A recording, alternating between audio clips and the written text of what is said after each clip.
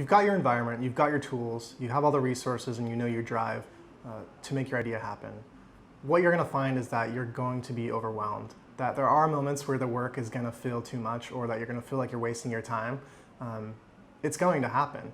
What you have to keep in mind in those moments is that you set out for this objective with a goal, and your drive should help fuel that. For me personally, I have found that the crucial thing that's helped me get through all of these things, to help me make apps, write a blog, write a book, consult, start businesses, all while keeping a day job, has been the constant reminder that productivity is something special. It absolutely is. Anyone can have ideas. Not everyone takes those ideas and makes something from them. And that value alone is a great reminder and a great motivator to see things through to the end. That's really where value comes from, is not the ability to have ideas or even to talk about ideas. It's the ability to take that idea and make something with it. From the very beginning, I don't think you need to have the full picture planned out. I think what you need to have planned out is the next series of steps. Because when you break down anything like that, it becomes so much easier to tackle and it's not overwhelming at all. So whatever your goal is, whatever your project is, it's important to break that down. For me, for developing BrainBean, I knew I wanted to create an app. That was my end goal. But I had to break it down into smaller chunks, saying, okay, well, my first chunk is what is it I'm trying to accomplish? Let me outline that, basically. And then the next chunk was, how will that look? How might that function? Then the next chunk was, well, let's design that. And then the last chunk was, now let's develop it. And being able to break those chunks down like that made it really easier to maintain the momentum.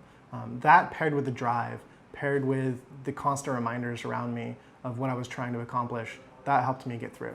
Specifically with my writing on my blog, I'll end up writing a post just to get the words out, because I have to get those words out, and then I'll publish it.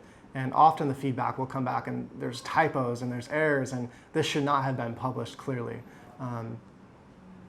For me though, that doesn't impact me too much. I can go back and edit those words. I can go improve it later. But the fact that I took those words and I made a post, I think that's the crucial, really important part. Where that post didn't exist before, those words weren't compiled that way before, now they exist. Now I can modify them. So I'm not pursuing perfection. I'm not pursuing the #1 hit post or product. I'm pursuing making something that previously didn't exist.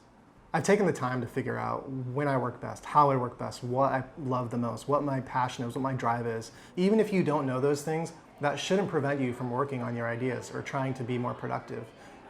The way you learn those things is by doing the work. The only way you can learn what environment you work best in is to go to those environments, to try new things.